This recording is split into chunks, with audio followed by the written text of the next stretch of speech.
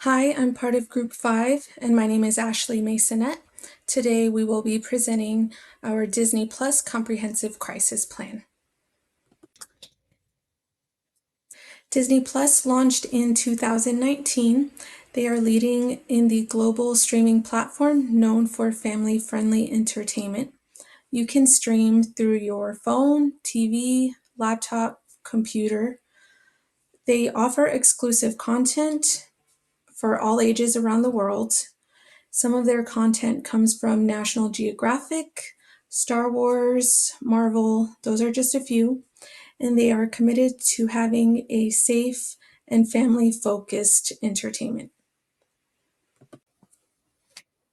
When we began developing our plan, we started by identifying potential crises that could happen during Disney Plus's merge with Hulu and HBO Max. Some of the potential crises included merging, creating mixed content concerns, parents fearing exposure to mature shows, controversy over older problematic Disney classics, and their biggest potential crisis being centered around protecting their family friendly image while introducing new content from partner platforms that include more mature content. When we began developing our plan, we started by identifying potential crises that could happen during Disney Plus's merge with Hulu and HBO Max. Some of the potential crises included merging, creating mixed content concerns, parents fearing exposure to mature shows, controversy over older problematic Disney classics, and their biggest potential crisis being centered around protecting their family friendly image while introducing new content from partner platforms that include more. We chose the Disney Plus merger crisis because it directly impacts the company's identity and reputation. A big integration like this can cause public confusion, misinformation, and questions about what makes Disney Plus unique, which that being its family oriented image. The merger essentially puts the audience's trust at risk. It sparks public debate on content appropriateness and threatens brand loyalty and perception. Our goal was to help Disney Plus communicate clearly and proactively, reassuring families that even with new content, the brand will remain safe, trusted, and family friendly. We chose the Disney Plus merger crisis because it directly impacts the company's identity and reputation. A big integration like this can cause public confusion, misinformation, and questions about what makes Disney Plus unique, which that being its family oriented image. The merger. Hi, I'm Jessica Amen. On here, you will see our stakeholder and risk assessment. So, our key stakeholders are going to be parents, investors, employees, and partners. Our high influence are going to be our investors, parents, and the media. The high interest is going to be subscribers, employees, and we used a stakeholder map to prioritize our communication levels. So, on this slide, you are going to see our audience with a potential crisis and the impact that this potential crisis will have during this merger. The first audience that I want to highlight are going to be the partners. Their potential crisis during this is going to see a decrease in subscriptions from the merger, which can decrease their platform views, along with creating a negative experience and strained relationships. Another highlight is going to be employees.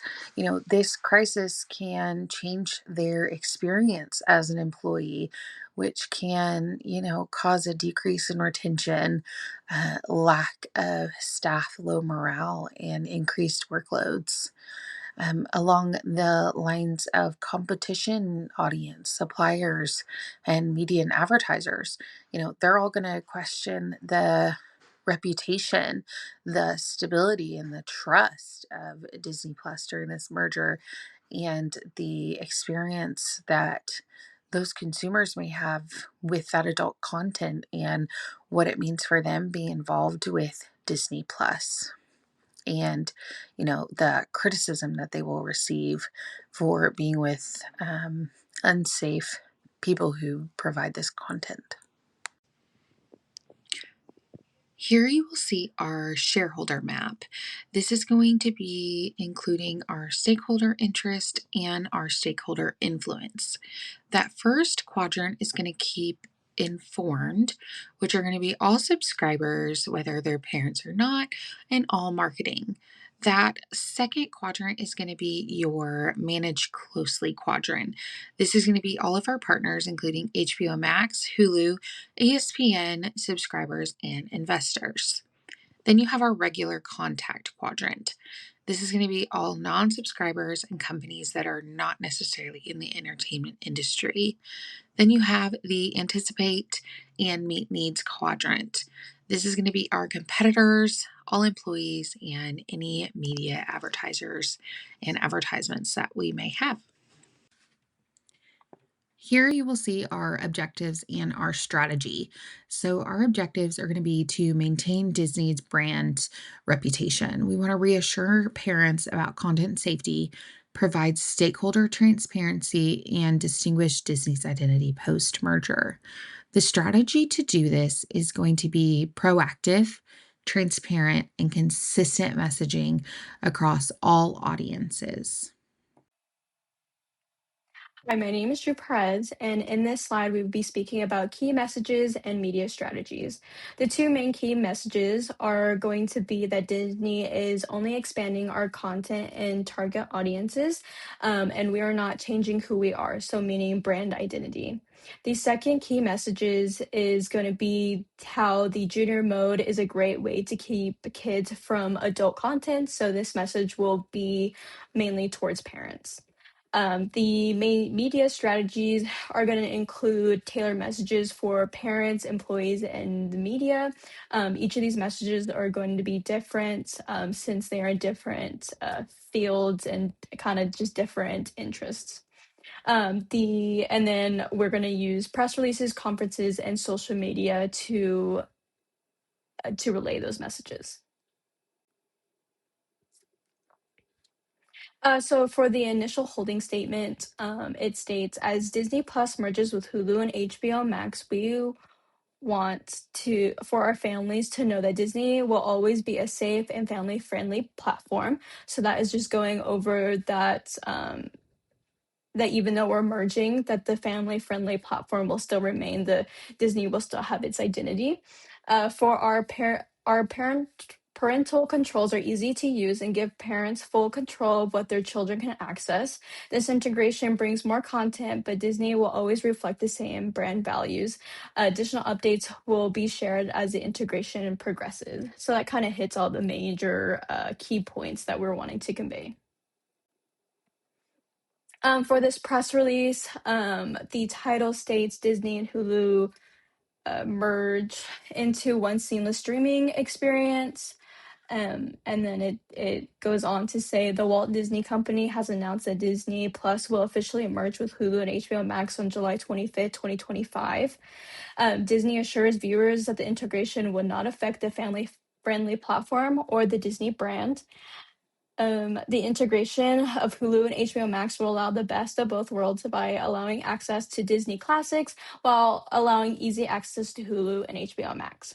Disney's new junior mode will add to a better protect the fans and keep parents one step ahead of what their children can view. So again, just going over the key points of how Walt Disney will remain a family-friendly platform. It will keep its main identity, even though we're merging with two different companies, Hulu and HBO Max. And then, as well as explaining the junior mode, will help parents keep that rated R content out of their children's access. And then this one's just going over internal communication plan, which just means that inside the Disney brand will be also communicating and having a plan. It's important to be transparent with employees and leadership to make sure that there is no surprises and keep everything going smoothly. We want to reinforce that Disney is keeping their values and job security. Many employees probably would think that since we're joining a different company, that job security would be at issue, but we want to ensure that Disney still is going to keep their employees, and it's just merging and again, not changing anything. We also want to just make sure to build trust and just be clear through the updates. Again, not wanting to surprise anybody. And then the different channels that we'll be using are going to be email, meetings, and newsletters. Alrighty, Alex Rodriguez here with Group 5. For our social media playbook, we wanted to focus on Instagram, TikTok, Facebook, Twitter or X, and LinkedIn. So Instagram, it's going to be all those exciting visuals, that short form content. This is going to be focused on the youth, as this is going to be their two most popular social media outlets. Having the short form contents, the the exciting graphics or the post that can relate best to them is going to be the best capture there. On Facebook, we want to prioritize the parent updates, as this is going to be a demographic more popular with the generation above the kids, which is, of course, the parents. This will be where they will get all of their more focused updates, just in terms of the terms of like subscriptions and new announcements and things of that nature. For Twitter or X, this real-time engagement is going to be, the latest news, with Twitter and X being a more generally used social media outlet. This is where we want to post all of our, real-time updates, any big news droppings. This is going to be like almost our main news source in that sense. For LinkedIn, we want to prioritize our investors and partner confidence. Obviously, LinkedIn being a more professional media usage platform, we want to focus on the news that's going to be related to our partners, related to any new brand ambassadors, things of that nature. Things that are going to be focused more on the either corporate side or the brand structure as a whole. So for our media training and our Q&A prep here, we want to focus on the tough questions that may be coming, especially from the media and parents. One example we chose that might be most popular is how is this merger going to position Disney Plus against other streaming services as Netflix, which is also a very popular competitor. For our talking point, we want to acknowledge that Netflix is a great company. You never want to show any sort of disrespect or dismissiveness to what they have accomplished. And you want to go back and prioritize, our main goals and, just covering a larger audience. Obviously, Disney has great brand representation as a whole, but there's always going to be a goal to, reach other households and, increase that fan base. So obviously, keep it a priority to stick to our core with those Disney classics, but just reinstate that we always want to bring in more fans and be spread out more to the public. Hello, my name is Ruben DeLeon, and I will be talking about the escalation plan. Escalation triggers, these are the technical issues, the warning signs. This is like things like negative coverage and data breaches. This is basically like this is before something goes wrong. And then the immediate response action, it is the steps the company takes within the first couple of hours within the crisis. They meet together, they come up with a plan, and then they start monitoring different things such as social media. And on the right is the time frame of how this all kind of happens. Recovery and reputation rebuilding. In this slide, I will explain how we plan to rebuild trust after the merger. We will focus on transparency and hosting community events to show families that we care. All leadership teams from Disney Plus, Hulu, and HBO Max will stay together so our messages are consistent, and we will also do community outreach like Q&As with all different families. So our overall long-term goal is to rebuild trust, loyalty, and stay united and stay connected with our intended audience. In this last slide, I'll wrap things up. So overall, this Disney Plus plan demonstrates that trust and transparency are essential foundations for effective communication. By keeping audiences informed and addressing problems and concerns that they have, plays a huge part.